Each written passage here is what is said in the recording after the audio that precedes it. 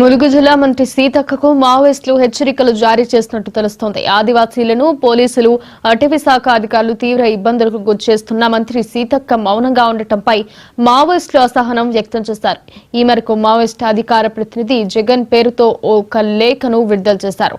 ములుగు జిల్లాలోని ఏజెన్సీ ప్రాంతంలో ఆదివాసీలను పోలీసులు, అటవీ శాఖ అధికారులు వేధిస్తున్న మంత్రి సీతక్క ఈ అంశంపై మాట్లాడకపోవడాన్ని మావోయిస్టులు తప్పుబట్టినట్లు ఆ లేఖ వైరల్ అవుతోంది.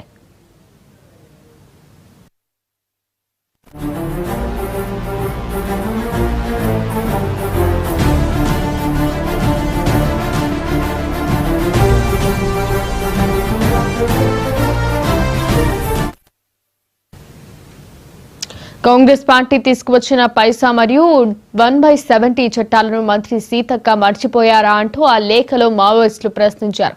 తెలంగాణలో ఆదివాసీల హక్కులకు పూర్తి బాధ్యత మంత్రి సీతక్కదేనని మావోయిస్టులు స్పష్టం చేశారు. జీవో నంబర్ 49తో కుమ్రంభీం జిల్లాలోని 339 ఆదివాసీ గ్రామాలను ఖాళీ చేయించడానికి ప్రభుత్వం చూస్తుందని మావోయిస్టులు ఆందోళన వ్యక్తం చేశారు. ఈ జీవో కారణంగా రాష్ట్రంలో 3 జిల్లాలు కనుమరుగయ్యే ప్రమాదం ఉందని ఆరోపించారు.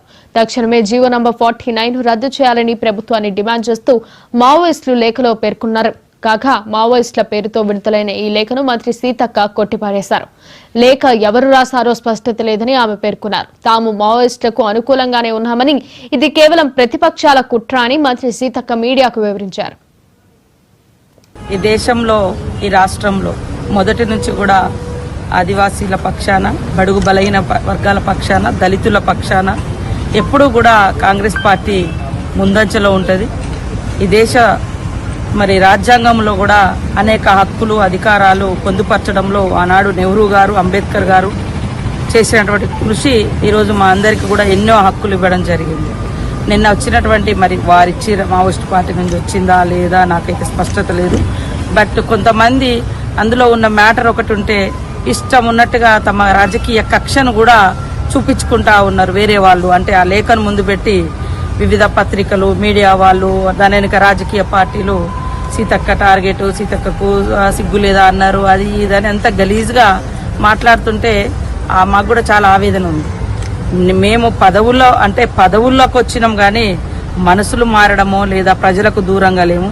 నిన్నటి నుంచి 2 రోజుల నుంచి కూడా నేను ఇదే వారంలో 2-3 రోజులు మన ములుగు కావచ్చు, అటు అంతకుముందు ఆదిలాబాద్లో ఇన్ఛార్జిగా ఉన్నప్పుడు అటు కావచ్చు, ఎక్కడ తిరుగుతూనే ఉన్నాం.